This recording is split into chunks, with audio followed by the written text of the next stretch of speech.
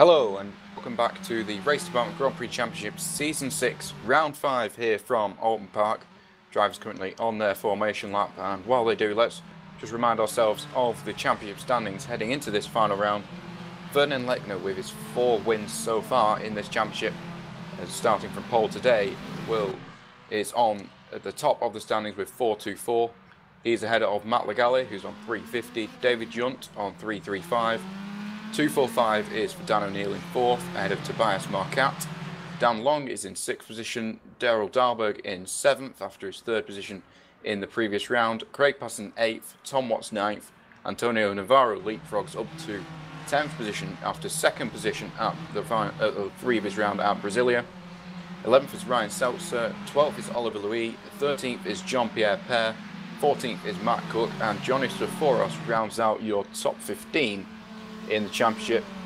And let's have a look at the grid order ahead of this 63 lap encounter. Very difficult challenge for all drivers up and down the field. Vernon Lechner on pole position ahead of Craig Patterson. David Junt is on the 2nd row alongside Dan Long.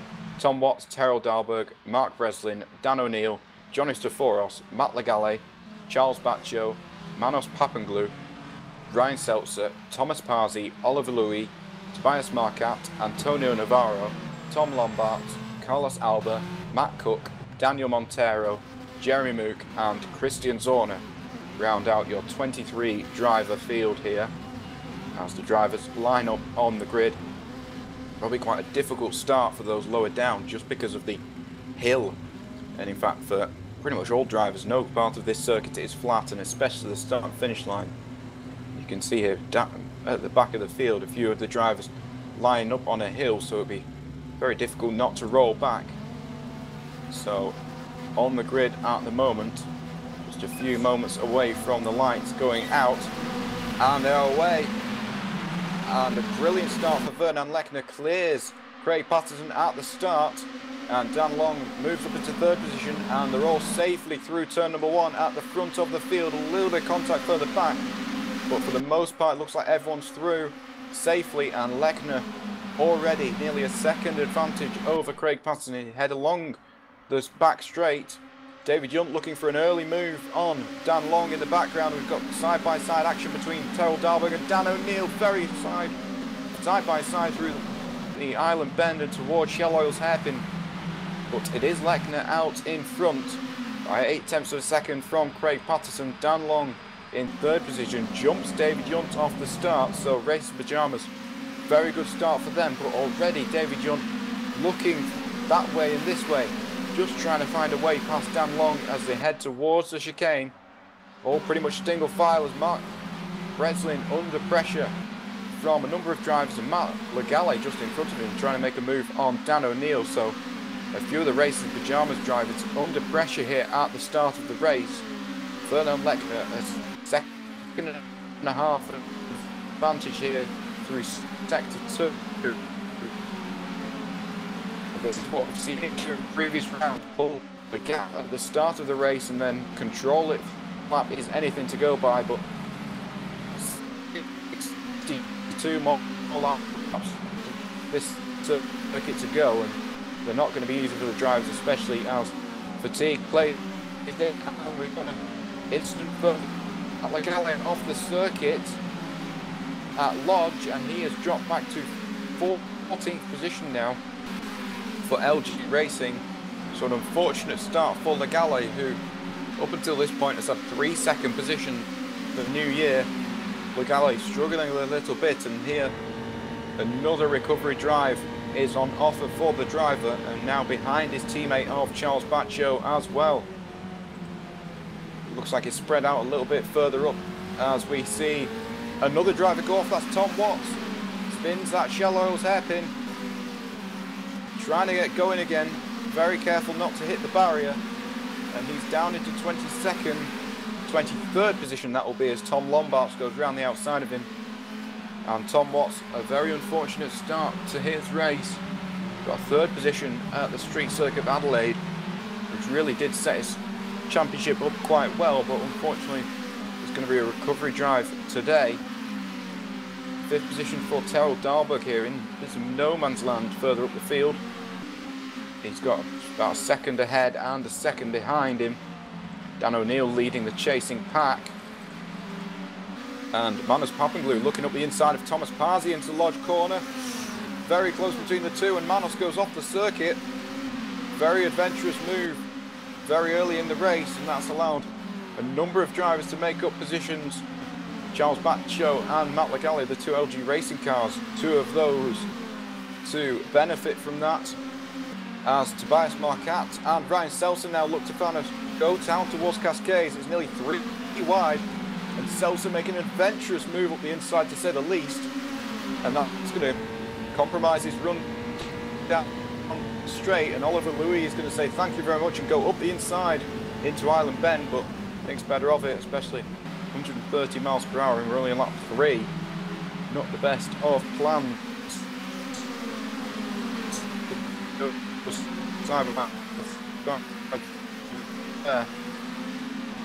But Manos looking to lose.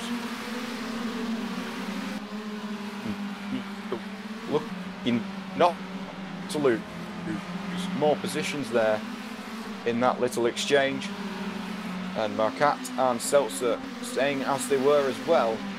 And behind that, more battles going on as well. The two turn 3 cars of Antonio Navarro.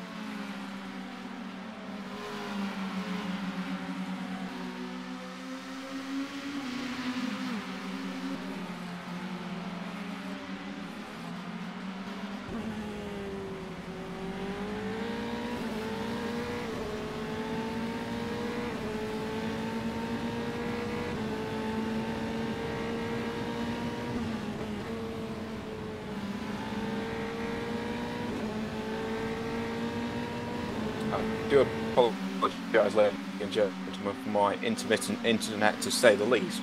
At the moment, not faring too well. Hopefully we'll be able to pull through at the moment and hopefully not miss too much while I've been trying to reconnect my connection. But it is Ferdinand Lechner who remains on top. 3 point putting pressure on these first 4 laps. Behind, Dan Long has been unable to make a move at the moment for that podium, and at the moment stays in 4th position. Little bit gap back to Terrell Dahlberg even in these early stages, but Dahlberg looking to settle for 5th position at the moment. Looking further back, it looks as though, oh, and we've got a spin. In fact, Thomas Parsi, I was going to say, looks like he's been overtaken by Charles Baccio. And indeed he had, and now he's dropping all the way down to the bottom of the field after a spin at the chicane. So after being overtaken by Charles Baccio, it looks like it's gone from bad to worse for him. Very easy to do if you think you can re-overtake a driver who's just overtaken you. Just getting a little bit too eager on the throttle out of the chicane. And Ryan Seltzer just behind Tobias Marquardt here. In the battle over 12th position. Marquardt had a little wiggle coming out of Lodge Corner, which compromised his run to the first corner, but unfortunately for Ryan, unable to benefit from that mistake.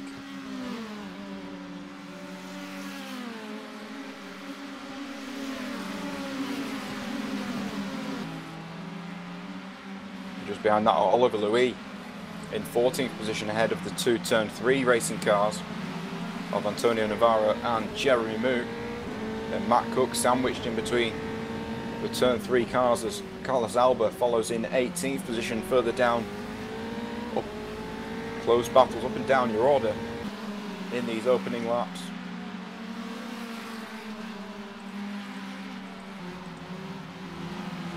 And good to see Thomas Parsi has recovered those 7 seconds behind Daniel Montero at the moment, who looks to have made a mistake on that previous lap, dropping to 22nd position in the Silk Cut Jaguar.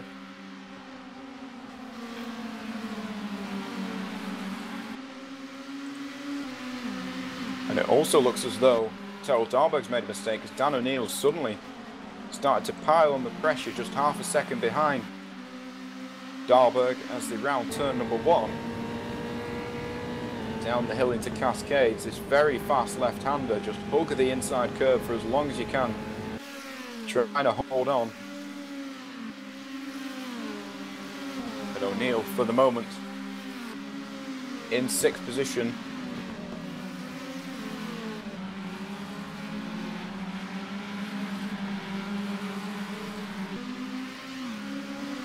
But I've got to say, this battle down the bottom end of your top 10, just outside the top 10, between Manos Papanglou, Tobias Marquardt, Ryan Seltzer and Oliver Louis. Definitely one of the best on circuits at the moment. All cars running very close at the moment.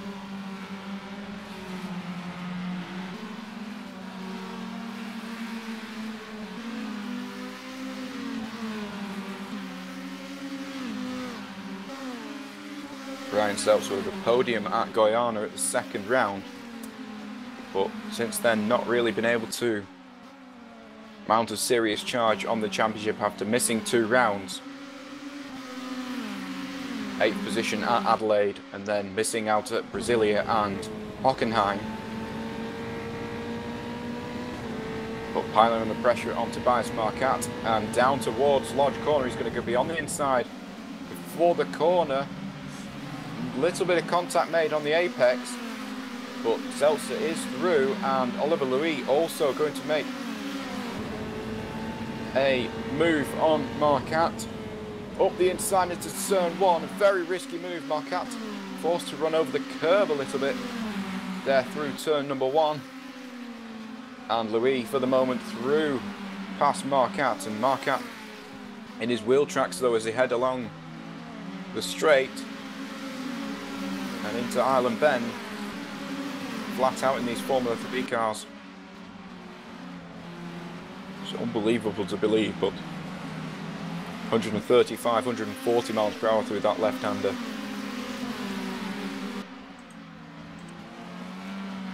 A little bit spread out here at the top of your order. Ferdinand Lechner now with a 6.6 second leader over Craig Patterson. Dan Long in 3rd position. David Junt a few seconds behind that. And then Terrell Darberg has managed to pull a little buffer of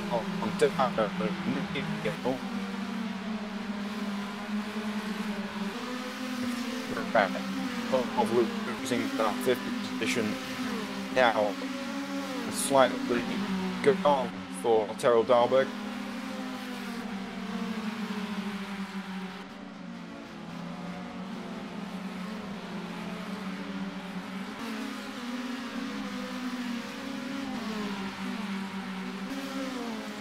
Few drivers are going to have to be wary of limits at this circuit to have race control, keeping a close eye on any off-track excursions, especially through turn 1. Very easy to do at that corner.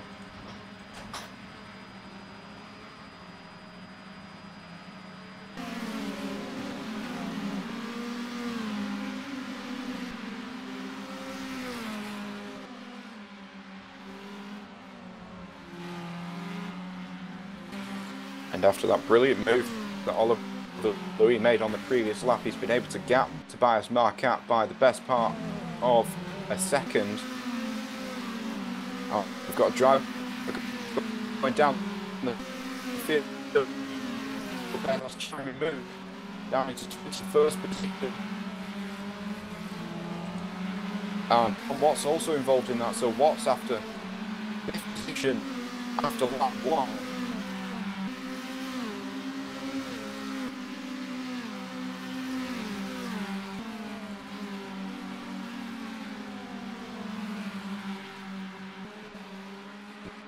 Ryan Seltzer is now closed up behind Manos Papanglou as well. So these two drivers quite close on circuit, just a 1/10 of a second between them at the previous sector. However, Seltzer unable to capitalise on being so close through Druids and up to Lodge. But he's going to mount another challenge, I would suspect, in the next couple of laps.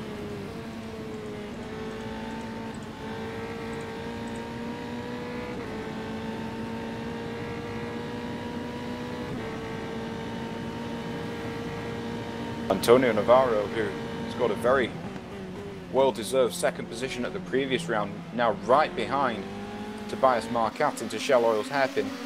on lap number 9. Right in the wheel tracks of the Banzai TCC driver. Bouncing over the curbs through that first chicane, up and then over Hilltop and into the second chicane at Knickerbrook. Got to be neat and tidy through this section. Very easy to get over enthusiastic on the power.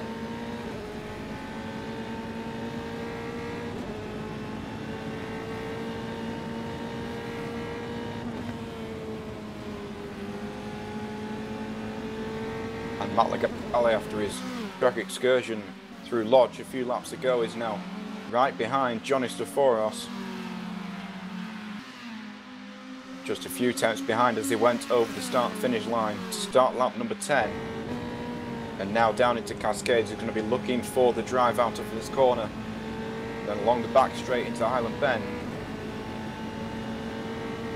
A little bumpy here, and then turning it in, committing to the corner. And then braking into the corner slightly for Shell Oils. At the moment, Legale unable to do anything about that manoeuvre. And in fact, both Hellenic Racing Association cars are under pressure as Ryan Seltzer closes up on Manos Papanglu. Just 2 tenths between them. Over the curves, and Manos slightly compromised through the first of the corners, and Seltzer is going to draw alongside towards the second chicane at Knickerbrook on the outside though, so unable to do something.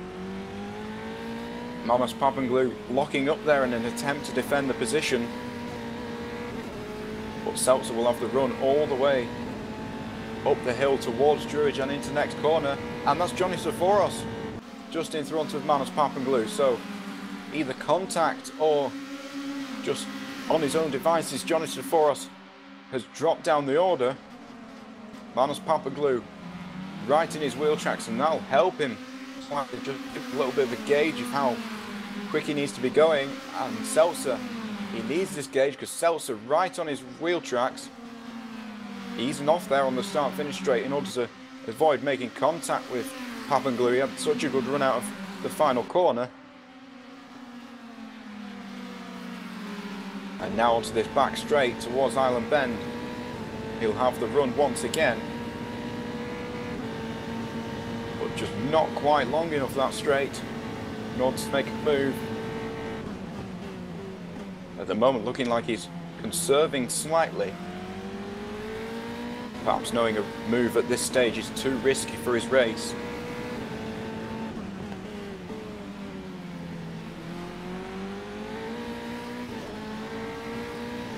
But once again, Seltzer very strong out of the first chicane. And once again, as with the start of the lap, choosing not to make a move on Papanglu. And for the second time running there, Papanglu locking up into the corner and running wide on the first apex. Feeling slightly under pressure here at the moment from Seltzer, I would understand. Just in front of that, the two LG racing cars running together. Charles Baccio, an extremely good replacement driver here, running just behind Matt Legale. Legale himself, a very strong driver. 3 second places and then an 8th in Brasilia. However, you've got to consider it Brasilia, he went off in the first few laps and then had to recover from then.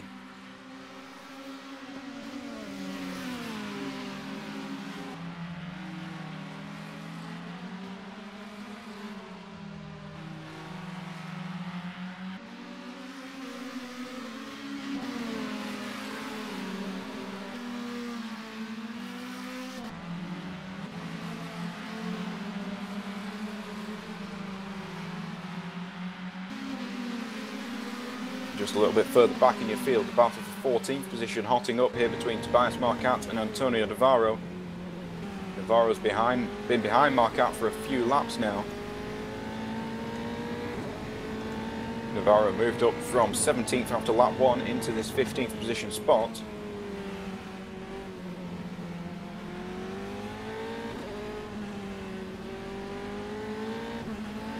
Oh, slightly sideways out of Knickerbrook there, trying to get on the power. No pressure from behind though. Christian Zorner a few seconds down the road. So, able to mount his charge on Marquardt at the moment.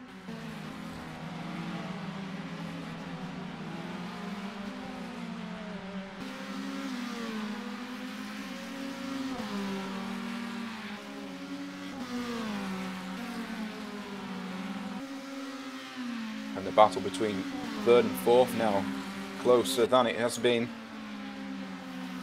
David Junt under a second behind Dan Long. Long looking up into the first chicane. And Junt on that previous lap a few tenths quicker than Long. 1:29.0 against Long's 1:29.3.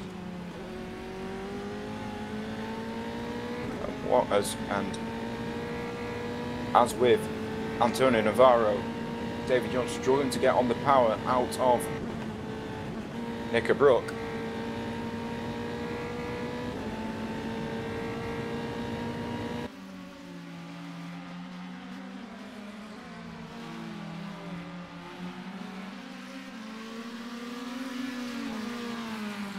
Drivers starting lap number 14 now. And if drivers are on a 3-stop, we'd expect them to stop very shortly indeed. If they're on a 2-stop, we'd expect it to be around lap 21. Most drivers, I should think, will be on a 2-stop for this race. And we did see some... Oh, and Junt very sideways through Cascades, holds it. But very easy to lose the back end through there, and I think under the dirty air of Dan Long, he's been losing the back end a few times as Long now locks up into Shallow's hairpin. Perhaps the tyres starting to go off as well. These two cars have been running in quite close proximity for this first stint, so it would be understandable. And we've got a first retirement, Christian Zorner. In fact, Thomas Parsi also out of the race. So 2 drivers out of the race at the moment. And we've also got Tom Lombards into the pit lane. Lombard's 17th position at Brasilia. And now Dan Long has had a spin. So was under pressure from David Junt and has now spun off the circuit, trying to recover without impeding other drivers. And does regain composure in 9th position. But a lot of time lost for Dan Long. Loses a potential podium there to just inside the top 10.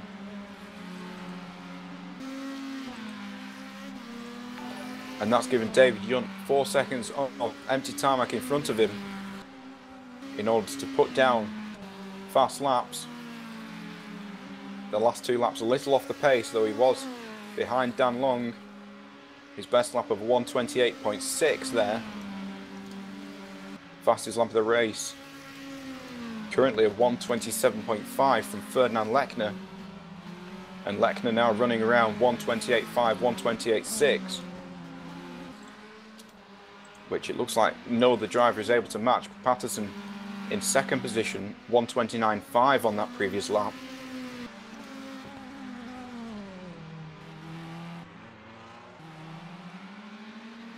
And we've got another spinner, Matt Legale off in a straight line somehow.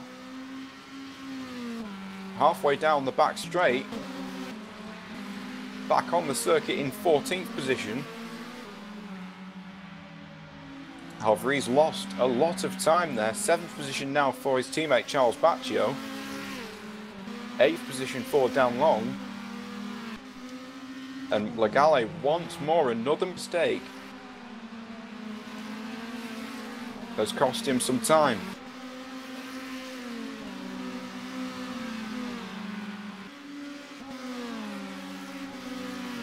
And still, the battle between Magnus Pappenglou and Ryan Seltzer continues. And Seltzer almost off the circuit there, runs a little wide through Druids. But still within touching distance of Magnus Pappenglou, should he make a mistake. These drivers rounding onto lap number 16 now of this race.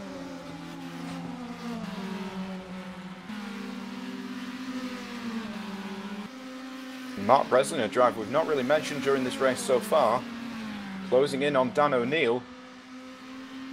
1.7 seconds between them. O'Neill running in the 30s and 31s over these last few laps, whereas Breslin down in the 29s. It was slightly wide through the chicane, but even so, making inroads on the Race of Pajamas driver. And we've got a few more drivers out of the race. Tom Lombart's one of them. Tom Watts, another of them. So 4 drivers now out of this race. Just 19 runners remain. We knew it was going to be a difficult circuit to master and a difficult one to keep consistency. And that looks like it has been true.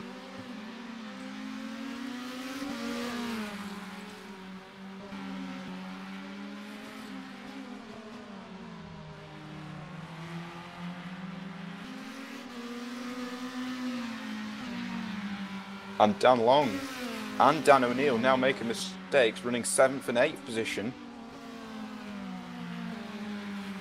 So O'Neill was running in 5th position on the previous couple of laps. I said he was getting closed in by Mark Breslin. Seems the pressure was too much for him at that moment. Dropping now down into 8th position.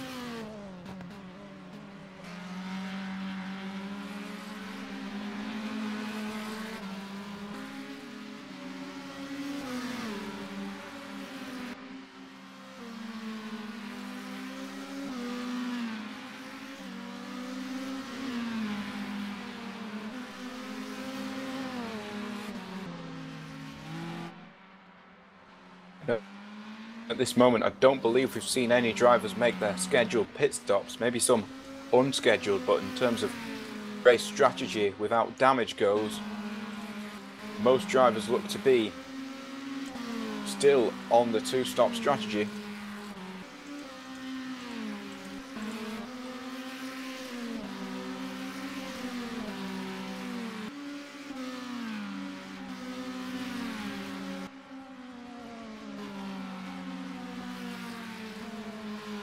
And one driver who's doing very well in this race is Charles Baccio, a newcomer to the series in this round, as we have Terrell Darberg in the pit lane. The first of our front runners to pit from 4th position, no less. Now down in 9th position as Foros and Papanglu around turn number 1. Darberg in between the 2 Hellenic Racing cars. So a shorter first stint for Dahlberg, or at least shorter than the 2-stop strategy would suggest. However, possibly a 3-stop strategy on the cards for Dahlberg tonight.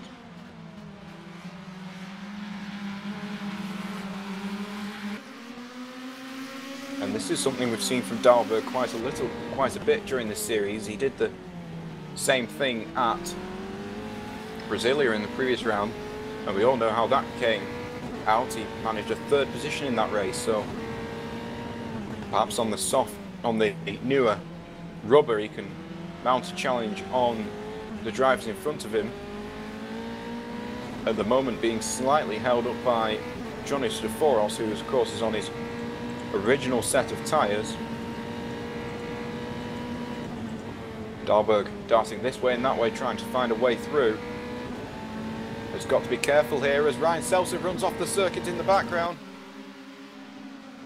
Seltzer looked quite controlled in that 11th position. And we've also got Tobias Marquardt round in the circle.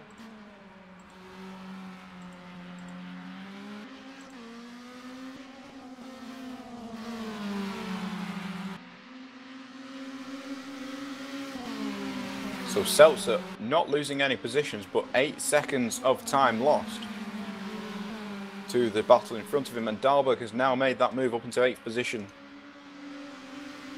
which will allow him to really put in some lap times now. If he wants to make that 3-stop work, he's going to have to go very quick on every single lap.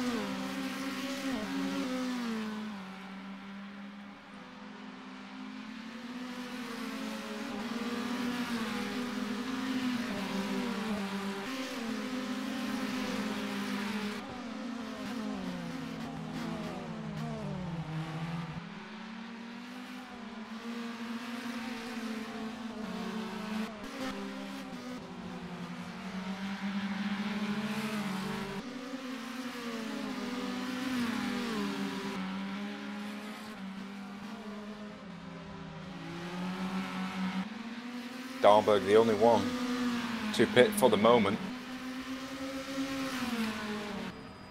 Most drivers looking like they will be on that two-stop strategy tonight, as we've seen throughout the season.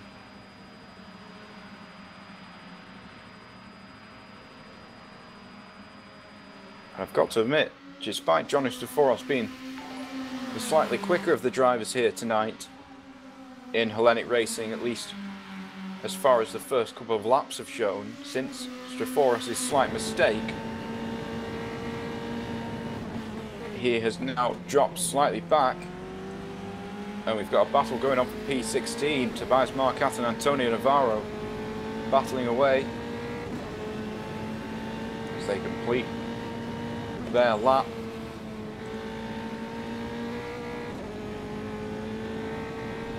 And Marcat rounding the circle through turn number 1. Very neatly regains composure, but he's got pressure from another turn 3 car behind him, and that is Jeremy Mook.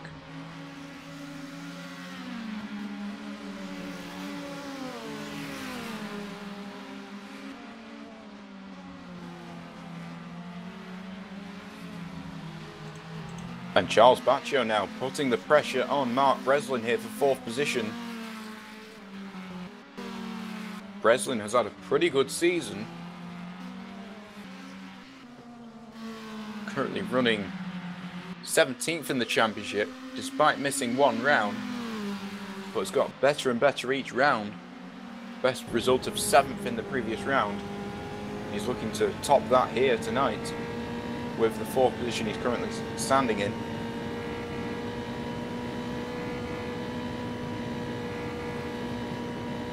But Baccio looking to improve his position even more.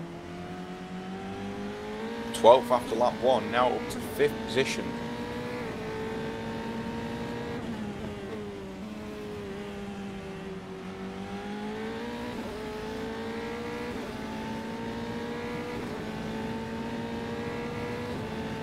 And Johnny Staforos, I believe that is now a pit stop for him.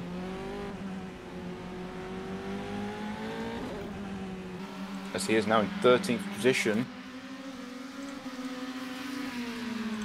He's just ahead of Daniel Montero.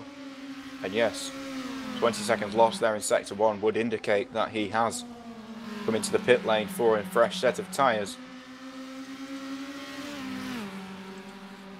And now Craig Patterson from 2nd position into the pit lane as well. So this two-stop strategy looks like it's going to be played out by the majority of drivers. And look at Charles Baccio now, right on the rear wing of Mark Breslin through turn number 1. Craig Patterson returns onto the circuit just behind them as Dan Long comes into his pit box. For the moment, Charles Baccio unable to do anything about Mark Breslin. Breslin down in the 30s and 31s. Baccio on that previous lap a low 1 minute 30.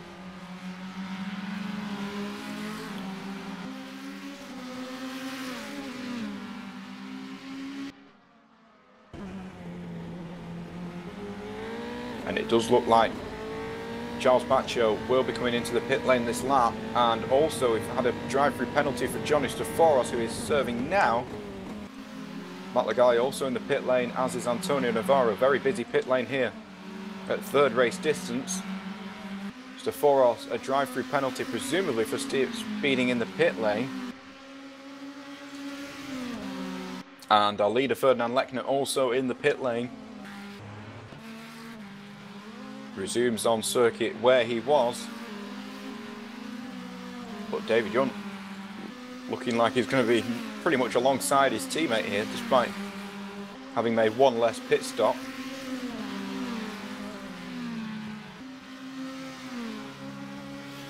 And in fact, Yunt is going to go through past Lechner letting him through.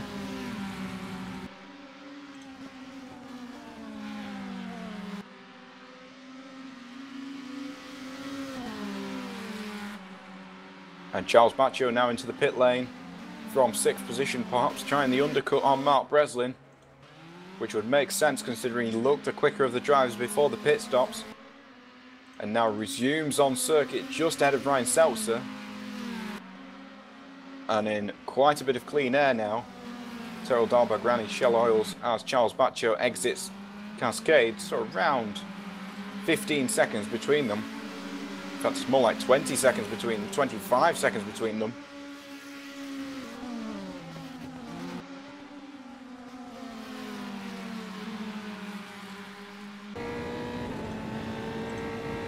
And David Yunt still yet to make his pit stop at the front of the field, so I'm surprised Ferdinand Lechner let him through, considering he has been the quicker of the two drivers. Though perhaps Yunt is on a one-stop strategy, it would be very ambitious. And they've got some lap traffic to deal with as well, in the shape of Antonio Navarro. Navarro moving out of the way, out of turn number 1, very gentlemanly.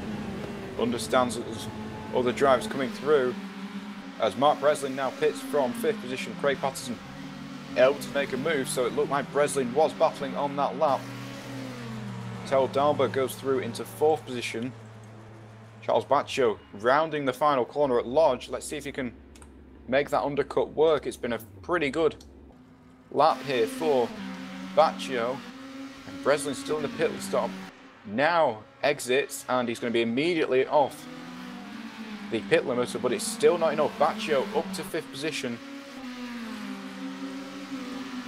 Breslin down in 6th. Seltzer and Long battling as well. As Long looking each way, trying to get past Seltzer. Now goes around the outside. Out of Cascade, side by side, down towards the next corner. And nearly making contact as they go through, but Long all the way around the outside goes up into 7th position.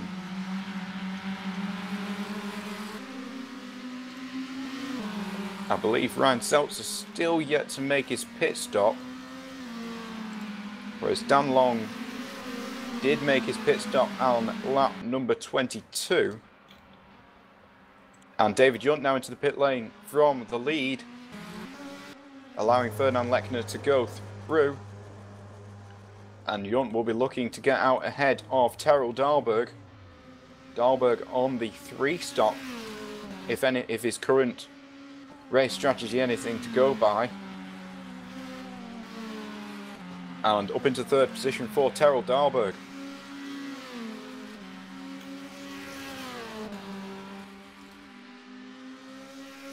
And is 128.5, 1/10 quicker than Yunt's 128.6 best lap. And on that previous lap, Dahlberg in 28 still, despite being on these tyres for 7 or 8 laps. Not deteriorating as of yet. And Mark Breslin just came out the pit lane ahead of Dan Long. Dan Long will be looking to make a move though relatively shortly, while he's close behind.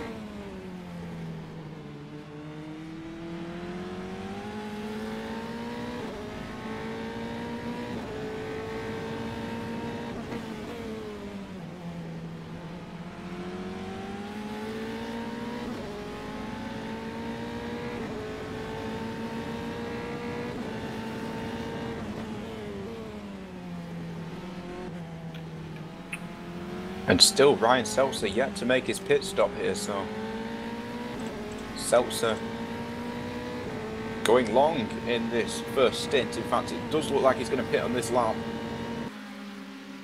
From the onboard you can see his pit indicator is showing. And I wouldn't be surprised either. 25 laps on one set of tyres is no easy feat. As he rounds Lodge, he'll peel off to the right hand side of the circuit, and indeed he does, making sure to slow down for the pit lane.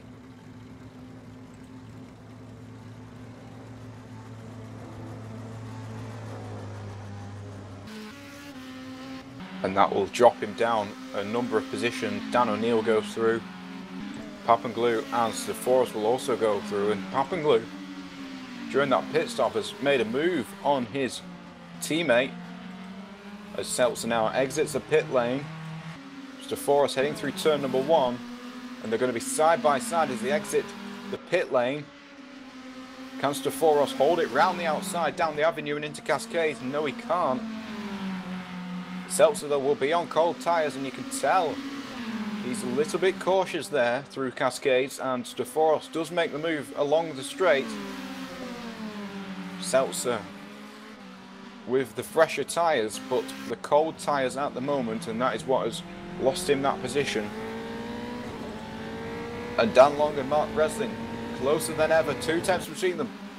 Thought Dan Long was going to go for a move into Druids, but not for the moment. Breslin over the grass though, and a little bit of gravel kicked up, and that's allowed Dan Long to draw alongside, pushing Breslin into the braking zone, making sure he brakes deep in order to get the run on the main straight.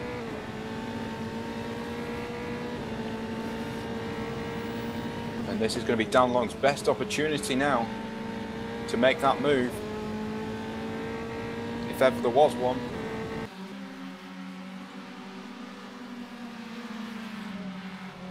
Through Cascades and onto the straight. Long running slightly wide, unable to capitalise from his chance, and that is something you've got to do around this circuit. Is when you get the chance, you've got to make the move.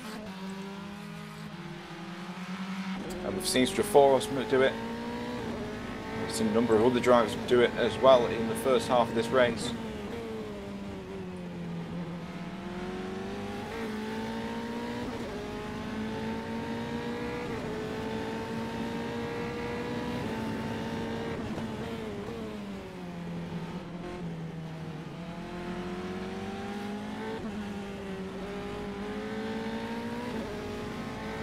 Seltzer locking up into the hairpin at Shell Oils. By no means has he lost touch with Staforos through this previous lap since he was overtaken. And in fact, he's looking the more comfortable of the two now as he closes up rapidly through that chicane.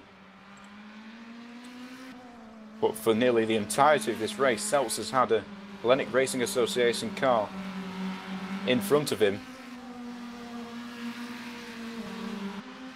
which will not be the nicest of sights, I'm sure, especially considering he wants some clean air, and probably that's what he was hoping for.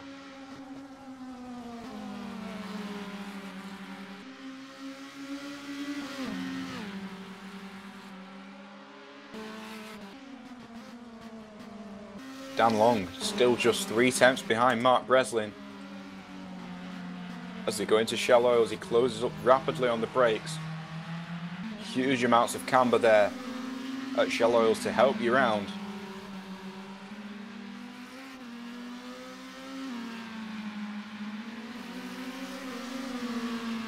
Over Hilltop now and towards the chicane.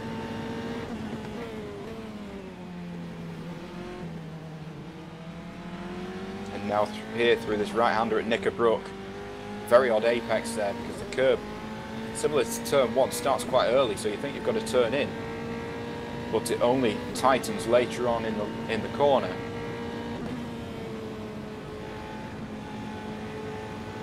Long pushing through Druids, and under the bridge you can see he's not able to gain any time on Breslin in the point of the circuit that it matters. These straights pretty much from Knickerbrook are your best options to close in and make a pass, other than the run through Island Bend.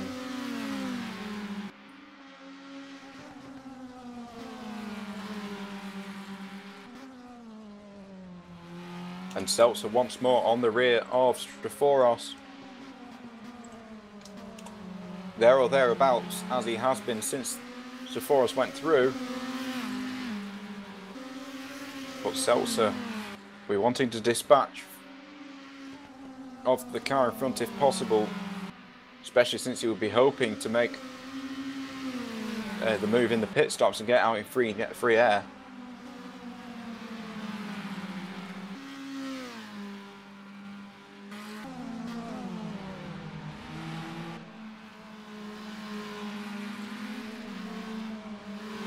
You can see him closing here down into Shell Oils, looking for the move, and he's actually had a spin.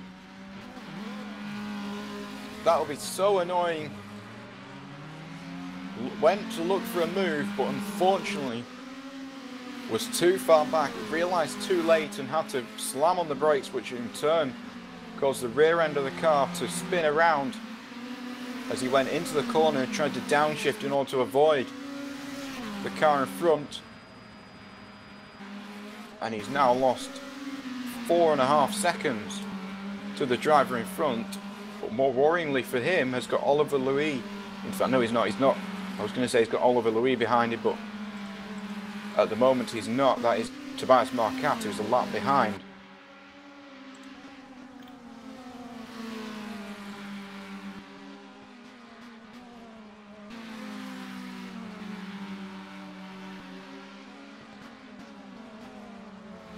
And this battle for 4th, 5th, 6th and 7th starting to close up a little bit. Charles Baccio, after having got through to 5th position, has a little buffer over Mark Breslin and Dan Long, but Breslin and Long by no means out of the fight for 5th position.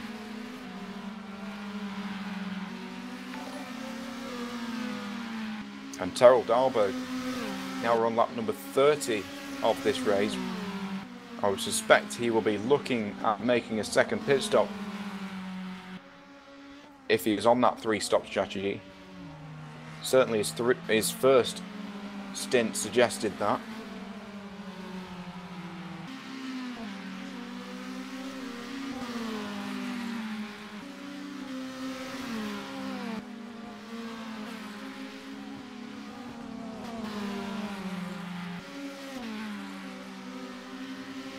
Dahlberg not doing too bad, now down in the 129s. Yunt behind him in the 128, so that will worry him. But Yunt, of course, on the fresher tyres as he bounces over the chicane, trying to get the car slowed down. Very difficult braking zone because you've got the right-hander before the chicane, and then a very high curb on the entry to the left-hander, which you've got to avoid. And then, of course, the main right-hander of the corner. So you're slowing down all the way through to the central right-hander in the chicane. A very odd chicane indeed, and one that, certainly in my opinion, isn't needed. And I think a much better opportunity for an overtake would be presented down at the second chicane if you were to run all the way through.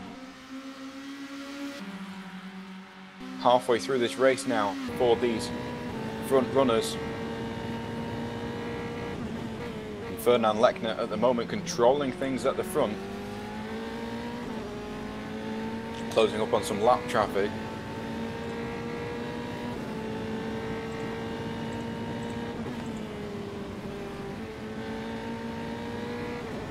That is Tobias Marquardt that he's just gone through.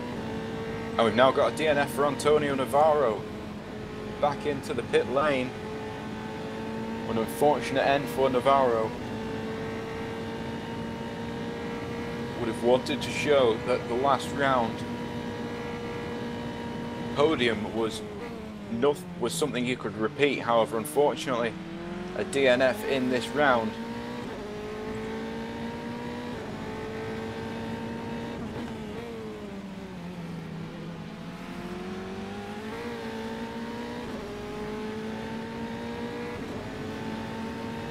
And now that battle for 5th position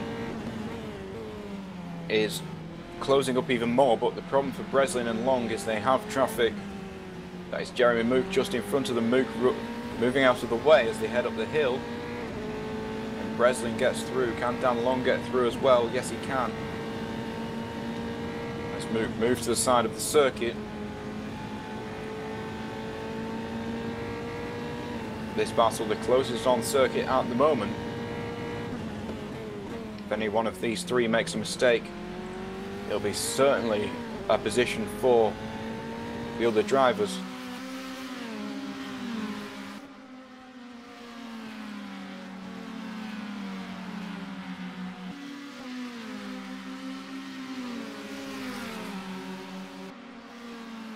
Now under 2 seconds between Charles Baccio and Mark Breslin. Baccio in the high 1 minute 29s on that last lap. Breslin a low 1 minute 29, so gained half a second on that previous lap. Question is, can he repeat that for another 2 or 3 laps in order to get right behind Baccio?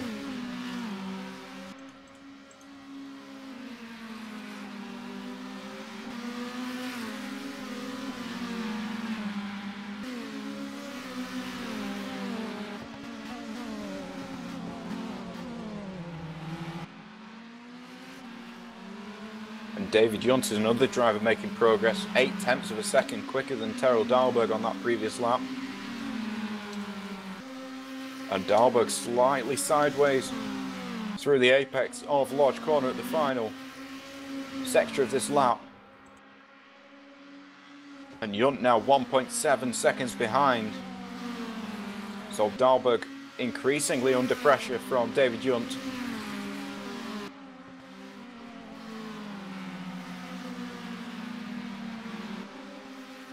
And now the gap's down to 1.6 for the battle for 5th position. And Dan Long, after the earlier attempts at trying to get through to 6th position, looks like he's dropped back slightly. Now 1 second behind Mark Breslin. But by no means out of the fight.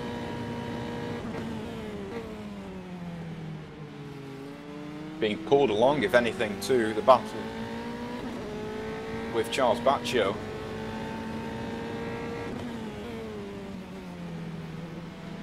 And now fast forwarding to the battle for 3rd position. 0.8 of a second between David Yunt and Terrell Dahlberg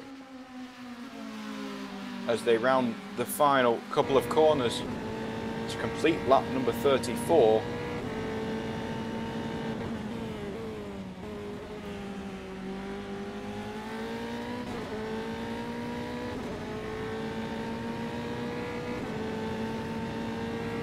And Yunt now 0.7 behind Dahlberg's previous laps. 1:29.9 for Dahlberg, 1:28.9 for Yunt, so another second quicker.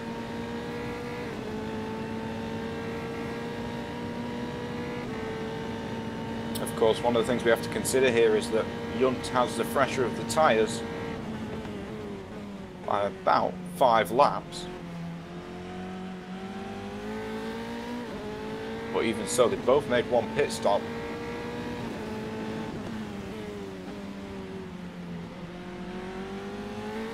If Dahlberg still wants to make that 2-stop strategy work, he's going to have to go a long way on this set.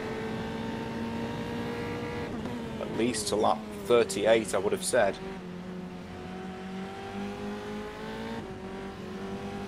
And look at Dan Long. A lap ago he was nowhere, and now suddenly Breslin under pressure from behind. These two both catching Charles Baccio, but if they battle like this, they won't be able to catch him as quickly as Breslin makes a mistake out of Knickerbrook. And that's all the opportunity that Dan Long needs to get through. Breslin has to back out of the throttle there. No way you're going to get 2 cars wide through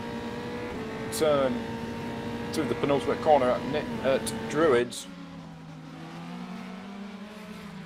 A lock up in front for Charles Baccio as well.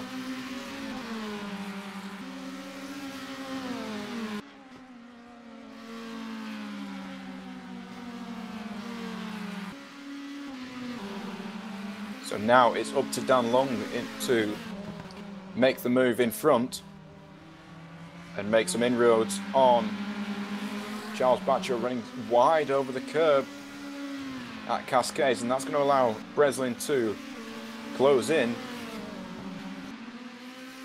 Little mistakes creeping in on this second stint, and another little lock-up for Baccio in front.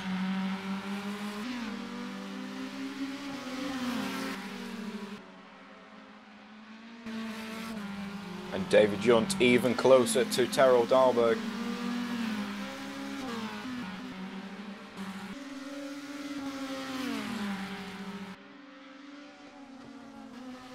Now just 3 tenths in it. So go through Druids. Dahlberg slightly quicker on the way in. Junt slightly quicker on the way out.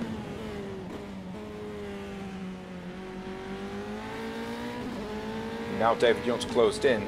That is, in one way, the easy part, because the hardest part on this circuit is getting past someone, especially in these high downforce cars with the short braking zones due to the power of those brakes, and also the downforce they're able to carry through corners, of course.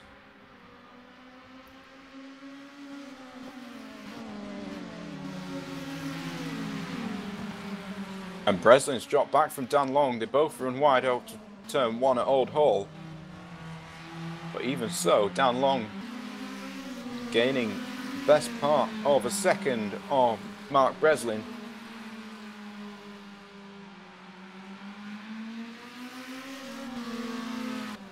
Trying to keep you updated on both battles as they happen. Keep leapfrogging in between the two, but as they both approach the best overtaking opportunities, we're going to have to keep switching between them as David Junt is closer than ever to Terrell Dahlberg. 2 tenths in it as they head towards Druids this time around. And we've got a driver off in front of them. That was Tobias Marquardt, who is at the back of the field at the moment, struggling a little bit in that Banzai TCC car. His teammate Thomas Parsi unable to finish this race, retiring after just 10 laps, unfortunately for him.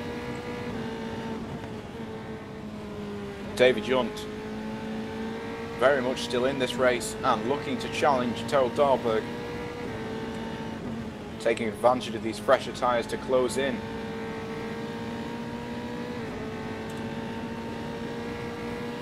On the Ajero racing car.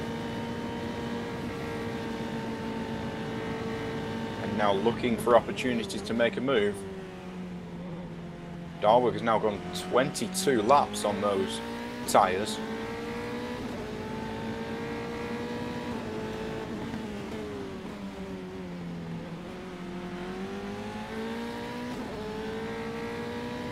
So a slightly longer stint for him this time around. In fact, my mistake, 20 laps on these tyres now, so still a longer stint this time around. And given we're 25 laps away from the end, he's going to have to go a little bit further if he wants to make this a 2-stop strategy, which is looking like that is what he's converted to. Now he's got the track position over David Junt, he's able to slow down slightly in defending rather than having to worry about attacking in front.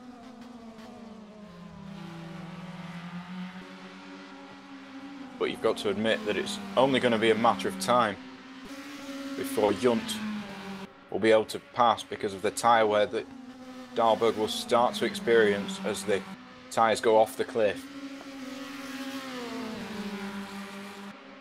While I've been watching that, after dispatching of Mark Breslin, Dan Long has closed in significantly on Charles Baccio, now a second between them.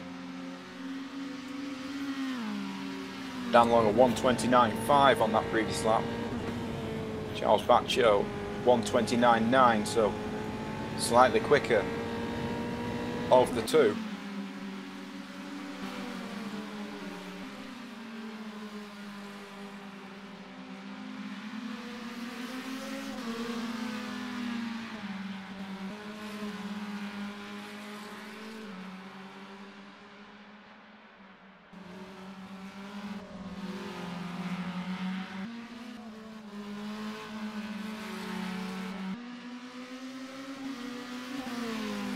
David Junt continues to pile on the pressure on Terrell Dahlberg, making a slight mistake through that previous corner.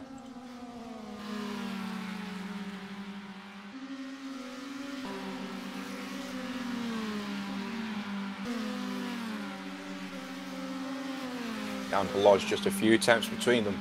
Junt, you can see, is able to hold that tight line, but Dahlberg 1:30s now he's into, but as long as he's able to keep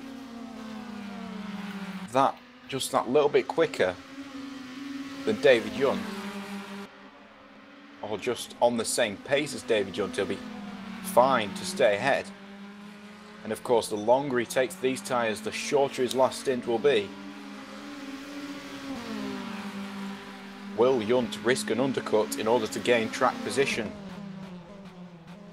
Of course, if he pits a lap earlier, even just a lap earlier, and he'll be able to have a lap of free air in order to try and push for a very quick lap on new tyres, of which he could do a 128 versus the 130s that Dahlberg is doing now.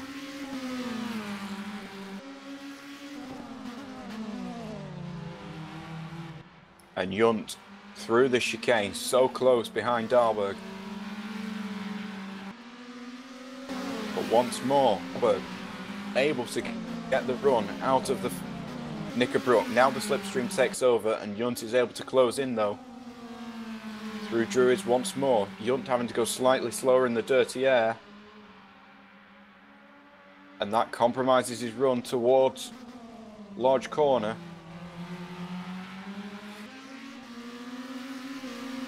And now Dahlberg pits.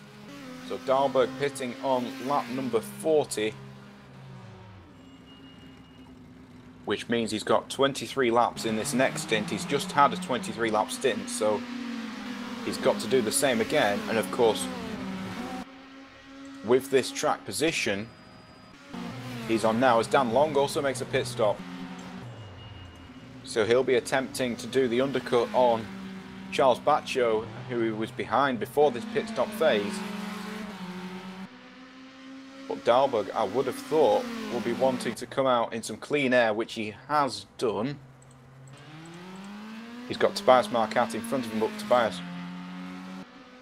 should move out the way as he'll be given the blue flags.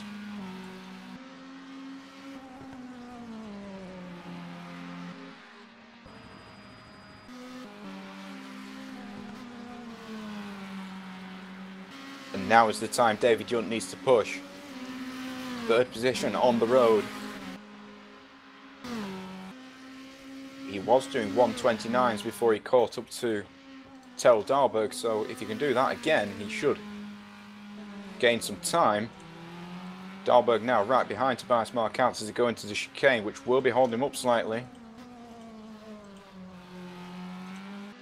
And Magnus Poppenglue now into the pit lane as well.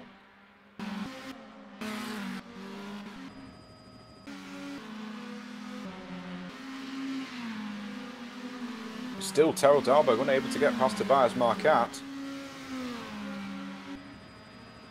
Now Tobias moves out of the way. Terrell will have lost a little bit of time there through that sector. It was a good pit stop for him, but if he can't get some clean air and put in some fast laps, it won't be for anything, as Mark Breslin now pits for the mighty fourth. Just over 20 laps remaining in this race.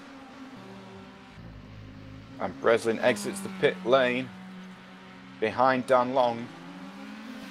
Where is Charles Baccio? Is he far enough ahead of Dan Long to be safe when he pits?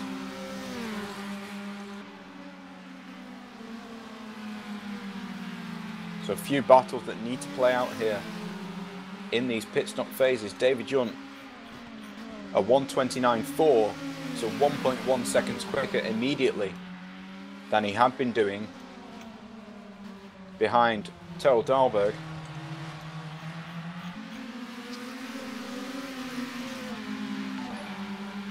Dahlberg though on those fresh tyres, his fastest lap of 128.5, he can do 128.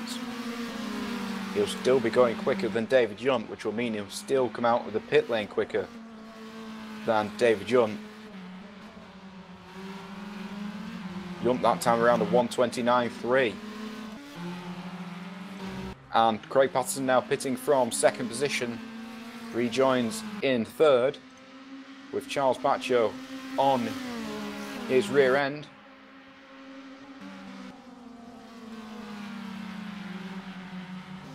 So the majority of drivers choosing that very simple split strategy where they've got 21 laps in each stint, splitting the race in thirds.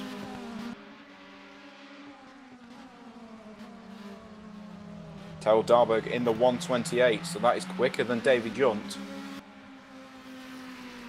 The question is, did he lose too much time behind Tobias Marquardt in that outlap in order to get through on David Yunt?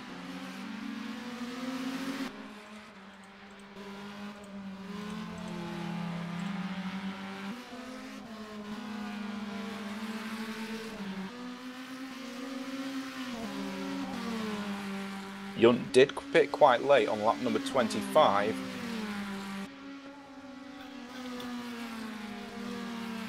So it might be a little while before we see him pit. Probably aiming for that shorter final stint. Another 1:29.3 that time around.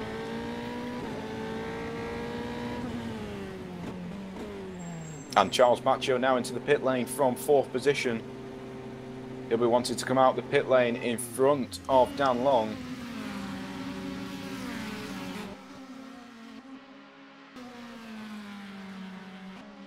Dan Long exits Lodge Corner as Charles Baccio goes back on the limiter as he exits his pit box. And Long has got a drive-through penalty from speeding in the pit lane, so any chance he had of getting past Charles Baccio has gone. How unfortunate for Dan Long, and his teammate Dan O'Neill's now gone through as well. So Long resumes in 8th position. Mark Breslin up to 6th position as well in all that. So Breslin was just 2 seconds behind Charles Baccio before that pit stop phase, now 5 seconds behind. So Baccio able to make it work despite the worn tyres.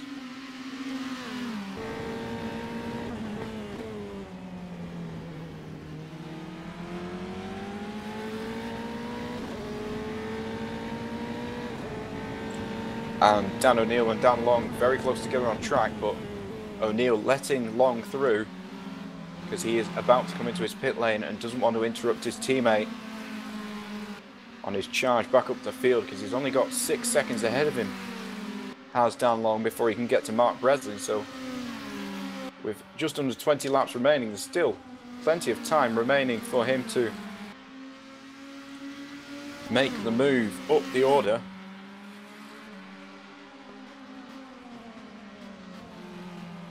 Tel Darberg still in low 1:29s now. 1 lap in the 28s and now 2 in the 1:29s. David Yunt in the low 29s as well, so they're matching each other's pace.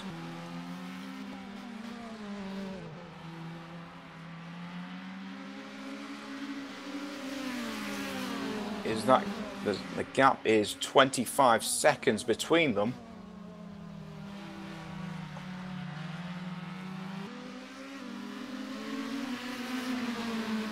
And Dan O'Neill, after pitting on that lap, now resumes in 9th position. Ryan Seltzer goes through. However, I believe Seltzer is still yet to make his second pit stop, makes his first on lap 25.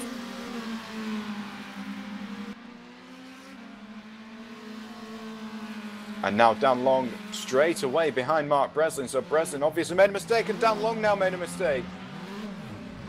Just as he closed in, Dan Long makes another mistake at the chicane. A slight spin, resumes very quickly, but the chance he had to overtake Breslin there has gone. He overtook Breslin in that centre stint to make the move into 6th position, but is now around 10 seconds behind. As our race leader now pits at the end of lap number 46.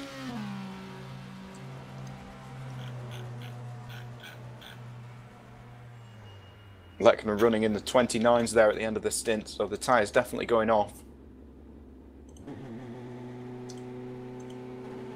Will David Yunt also pitting as well, so the two Mighty Fourth drivers in 1st and 2nd pitting, so this is the chance we'll get to see if Terrell Darberg has done enough to stay ahead of David Yunt. That 1:28.6 on the previous lap will suggest that he is going quicker, and indeed a 1:29.4 for David Yunt on the previous lap. Yunt now into the pit lane.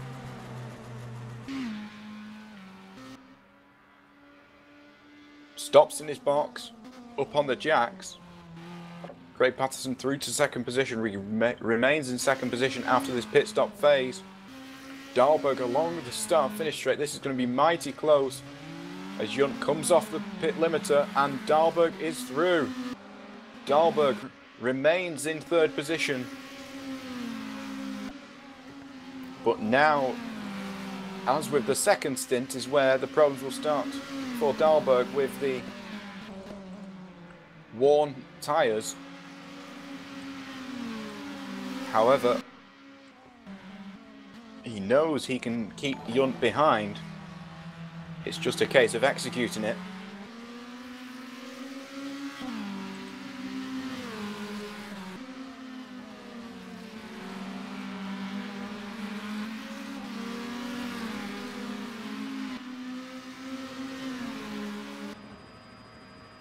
And Ryan Seltzer, another driver, into the pit lane now, so the mighty fourth. Choosing these later pit stops, it seems.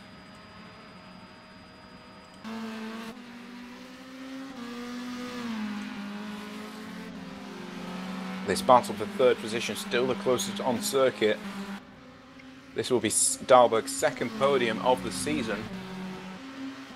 For David Yunt, it will also be his second podium of the season after scoring a podium at the first round at Hockenheim.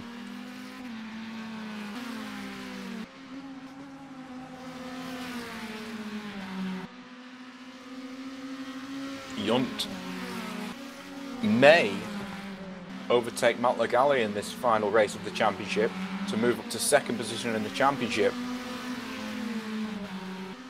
Considering Matt Legale is in 13th position at the moment and is only 15 points ahead of David Yunt, chances are he will have enough points in hand, even by finishing fourth, to leapfrog Legale and go up into second position. Dahlberg, in his case, he's got a number of drivers very close in front of him, each in 5 position increments. Dan Long 5 points ahead, Tobias Marquardt 10 points ahead.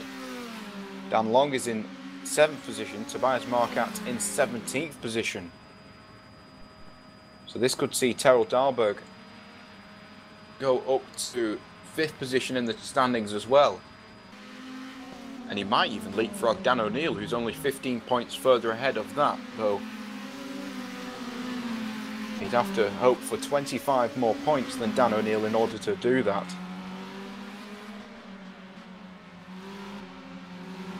Craig Patterson, another driver who's going to leapfrog quite a few positions if he remains where he is.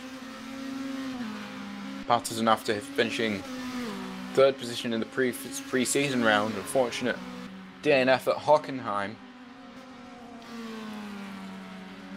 has sort of meant he's on the back foot. However, 5th, 6th and then a 9th position in the previous 3 races have brought him into the top 10 in the championship. And he too is in that fight for 5th position in the standings.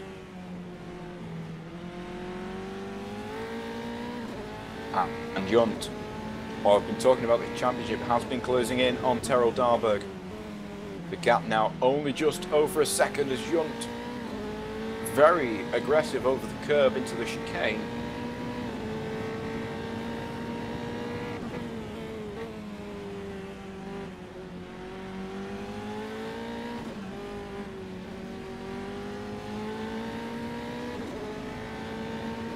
But despite these small mistakes, or in fact they might not even be mistakes, they might be purposeful, he has been able to close in. 6 tenths is now the gap, and he's got 15 laps to try and make a move.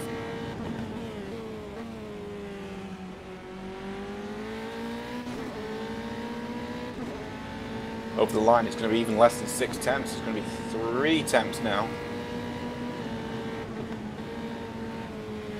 And if Dahlberg thought that second stint was difficult, this third stint is probably even more difficult. Yunt will only have 15 laps on these tyres, whereas Dahlberg will have over 20.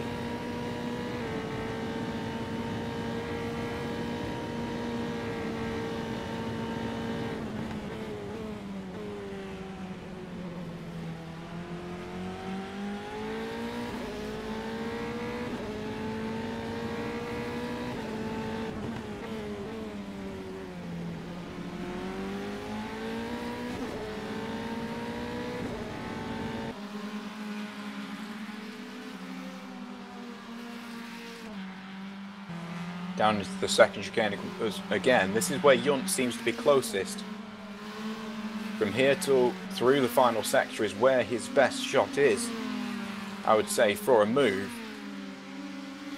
His problem is Druids, because he can get close into Druids,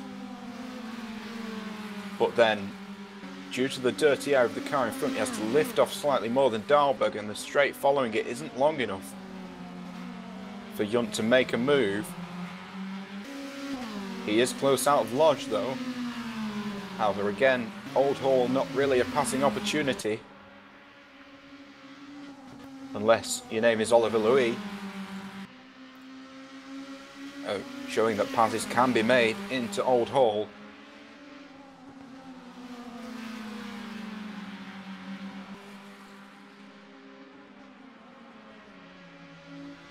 And one of the things you notice even after 50 laps of racing is just how smooth these drivers are. The driving almost looks relaxed. Just small movements of the steering wheel and very smooth movements of the steering wheel in order to get through corners.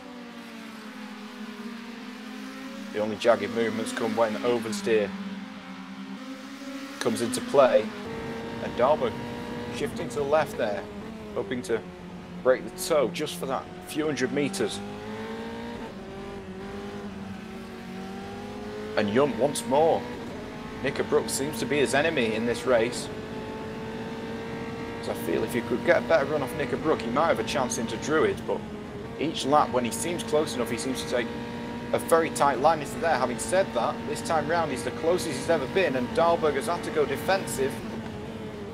Positions his car in such a way that Yunt can't get through, and Yunt tried to have a go out of the corner. However, Dahlberg perfectly positioning his car in order to make it very difficult for Yunt to do an effective cutback, effectively slowing the car down just that little bit extra on the apex.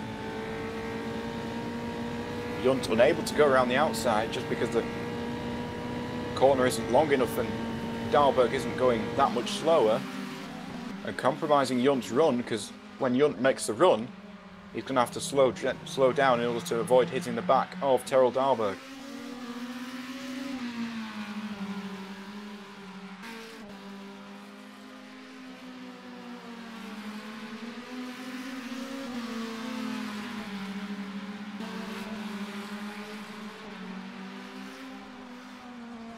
Bit of deja vu here coming down into the chicane again, very close.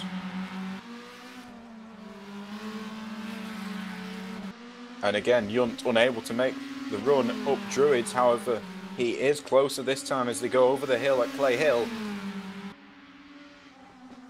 Dahlberg slightly compromised on turn entry at Druids. Yunt again closer. Dahlberg feeling that time he didn't have to defend. And Dahlberg over the curb there, and that has compromised his run down towards turn number 1. This has been Yunt's best chance to get through, but unfortunately for him, unable to do so. Dahlberg once again over the curb in an attempt to stay ahead.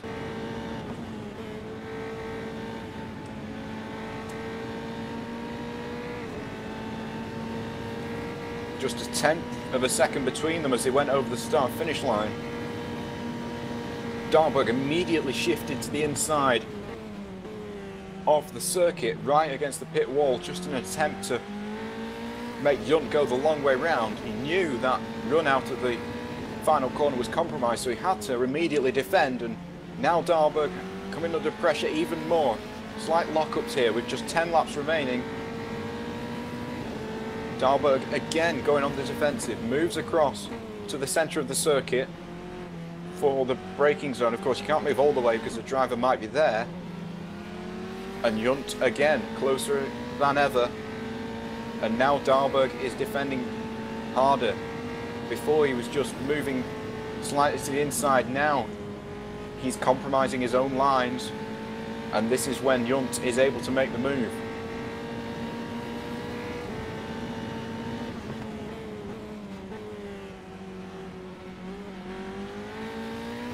Yunt tried the same thing again, but Dahlberg slightly easier on the throttle and not hitting the outside curb as he did the previous lap, and Yunt slightly sideways on the inside curb. So both of them coming into troubles here in these last 10 laps as they battle for this podium position. These drivers will now be battling for the last 20 laps or so, either directly for position on track or strategically through pit stops. And Dahlberg at the moment has had the upper hand, but Yunt definitely the quicker of the two at this stage in the race. But as we've mentioned time and time again in this broadcast, a difficult circuit to overtake on. There's not the same long straights as there was at Brasilia or Guyana.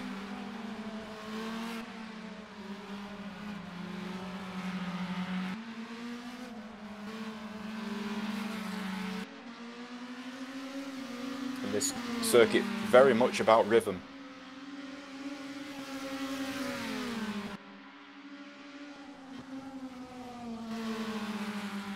And now, as Yunt starts to attack more and more, seeing Dahlberg under pressure, he's compromising his own lines. And therefore Dahlberg able to pull just those few tenths he needs. And at this stage, Dahlberg does look set in that third position, which would be a great result for the Agera Racing driver.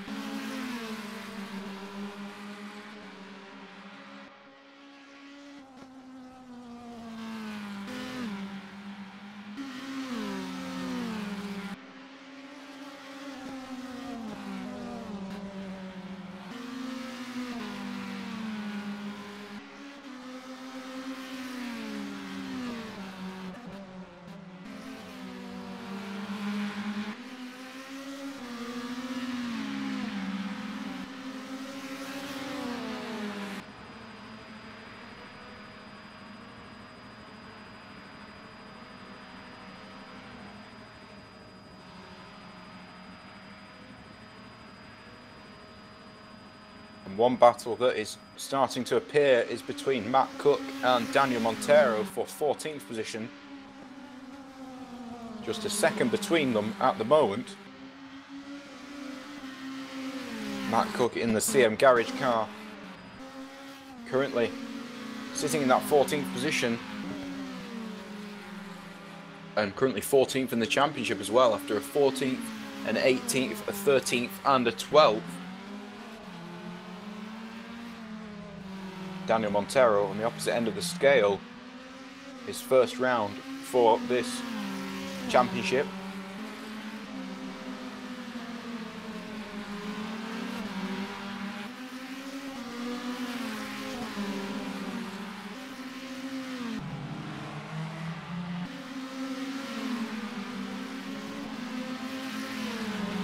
And David Yunt now, as we quickly flash back to that first position battle. Closer and closer.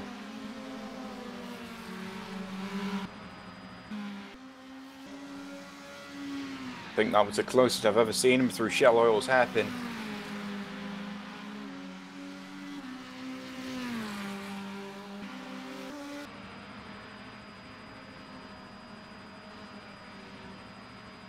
And Dahlberg, slight twitch out of Knickerbrook and over Clay Hill. Yunt is closer. Dahlberg once again defending through the double X Druids corner. And again through Lodge. However, you'll see him here just sit on the apex. And Yunt cannot get the drive out the corner that he wants. And therefore has to rely on Slipstream alone to pull him towards the rear end of Dahlberg's car. We've got a driver off the circuit there. That was Jeremy Mook having difficulties, and we've got Tobias Marquardt out of the race. So this will definitely give Terrell Dahlberg the incentive he needs in order to push that little bit harder, strive for those extra championship positions that third position will offer him. And Yunt, the biggest slide he's had in a while, and the largest gap it's been in a while between the two drivers as well. He's been a little sideways out of cellos a few times, but that was definitely the largest one I've seen.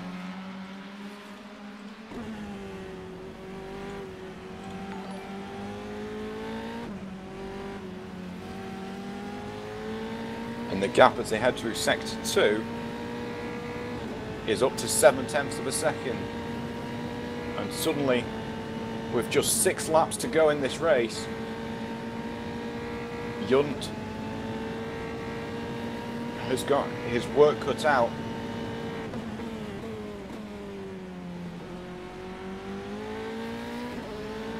These last few lap times in the 1:30s and 1:29s, another 1:29 for Terrell Dahlberg, so they're nowhere near their best laps. However, considering they're battling quite ferociously at this point, they're still going very, very quickly indeed. And Matt Legale, a mistake there for him. And he's lost 2 positions to Matt Cook and Daniel Montero. And that will allow David Yunt a little bit extra now. So he'll also be able to get past Matt Legale in the championship. Terrell Dahlberg will be able to get past, I would think, both Dan Long and Tobias Marquardt in this championship as well. So he's took the 3rd and 4th position back. Benefiting hugely from this final round as we bring season 6 of the Race Grand Prix Championship to a close.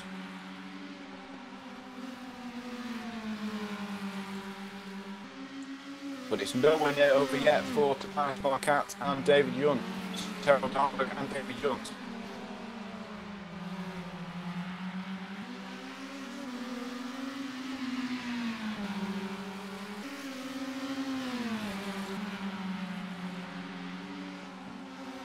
Yunt into the one again, very close to the front.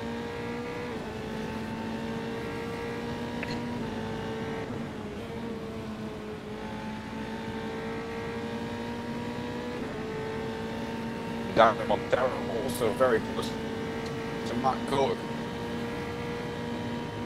The 2 drivers now separated by 10ths of a second rather than seconds. Matt Cook defending on the inside into the chicane.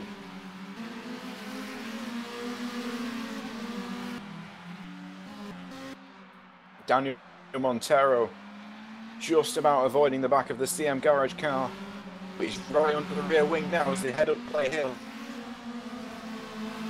As is David Yunt, I don't know which one. And Seltzer as well. This battle's been building over the last couple of laps. Yunt just 3/10 behind Dahlberg. Montero just 3/10 behind Cook. Seltzer just 3/10 behind Pappenglue. And Seltzer, a great run out the final corner. This might be the opportunity he needs in order to pass Pappenglue. Down into turn 1, he's going to take that inside line. But again, having to back out of the move, and Johnny Staforos is coming into this battle as well. And Terrell Darberg very sideways through turn number 1. He's going to have to defend into Cascades. Hugs the inside line. He's been defending now for the best part of 30 laps from David Young, just trying to keep that mighty 4th car behind him. And every single time Yunt tries to make a move, Dalberg is there, shutting the door, defending his position. And Seltzer and Papanglu now side by side for 9th position. Johnny Staforos, a grandstand view of this battle. Papanglu goes deep into the corner. And like it has all race, Seltzer stuck to the rear wing of a Hellenic racing car.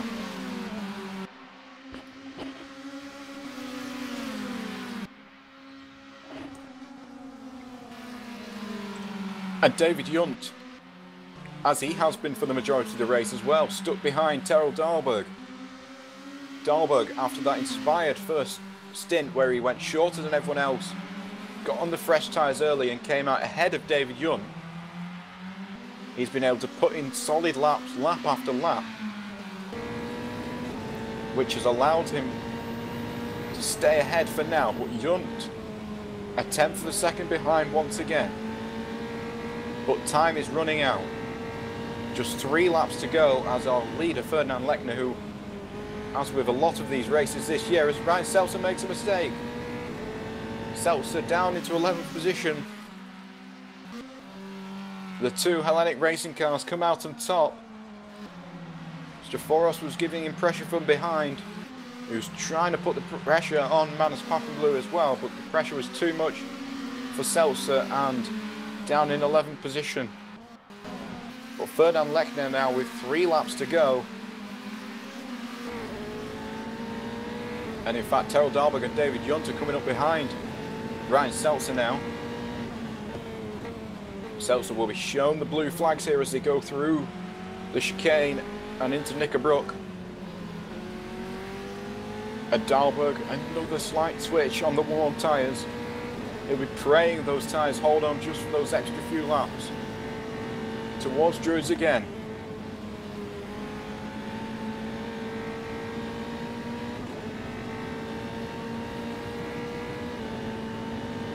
Everything Yunt seems to do, Dalberg seems to be able to hold off at the moment. But desperation may take prominence here in these last 2 laps.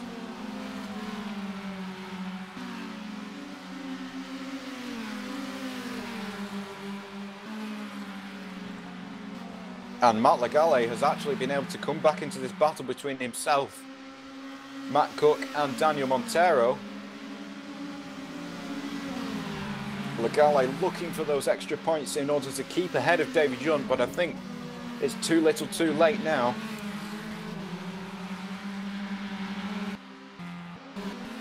Though he's always got to try to the end. Slight slide through the chicane, and that's going to compromise his run up the hill.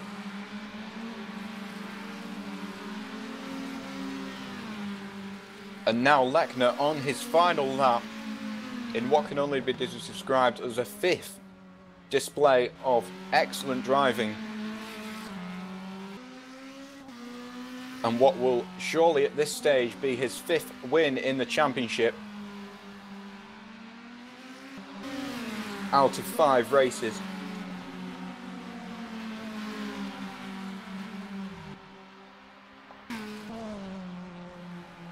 Surrounding the chicane at the moment and into the final sector.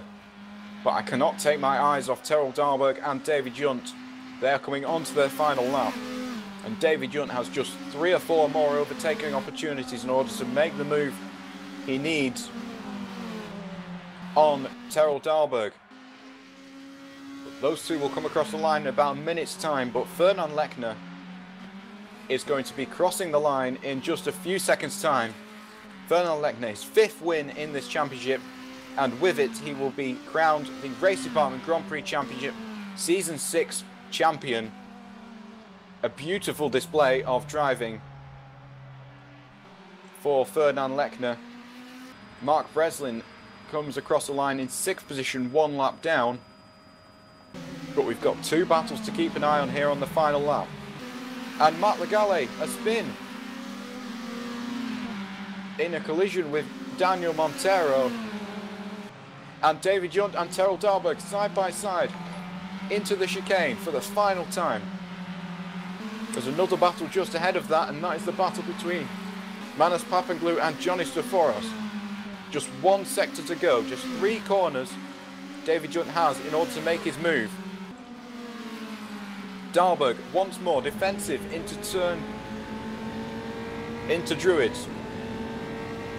And once more he keeps David Junt at bay. And he will keep David Junt at bay for the remainder of this race.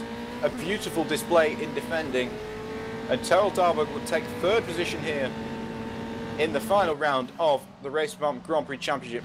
Craig Patterson, we completely missed him going across the line, but the battle between 3rd and 4th was absolutely brilliant. And Terrell Dahlberg and David Junt, an extraordinary race here to end the season. And if you want a perfect display of defending, that is exactly how you do it. Terrell Dahlberg, that was an extraordinary display on worn tyres. Staying ahead of David Junt, a very experienced driver in his own right. So it is Ferdinand Lechner who wins the 5th round of the Race Department Grand Prix Championship here at Oulton Park, and with it is crowned the Race Department Grand Prix Championship champion. 2nd position for Craig Patterson, his best result of the season, bettering his pre-season result at Interlagos as well. Terrell Dahlberg, 2nd podium in a row for him. 4th position for David Junt, and that was one of the most extraordinary races I've seen, especially for a podium battle. But well done to Ferdinand Lechner, the Race Department Grand Prix champion, and certainly closes off season 6 here with another win. And I remember Joseph saying from last week after his win at Slovakia Ring that he's won every single league race in Race Department since November, which is an extraordinary feat in its own right. Ferdinand Lechner, your Race Department Grand Prix champion. Matt Legale and David Junt will have to see how that plays out. But I've got to say that was an extraordinary race, and I'm very glad I could be here to commentate it for you. Thank you very much to David van der Veen for being with me for the cameras. Hopefully we managed to get everything that everyone wanted to see and all the battles. And very sorry that Dan Marr or Jeremy Brewer could not be here. Hopefully we'll see them in the commentary box very soon. But until then, it's goodbye from me, and we'll see you in the next race in Race Department.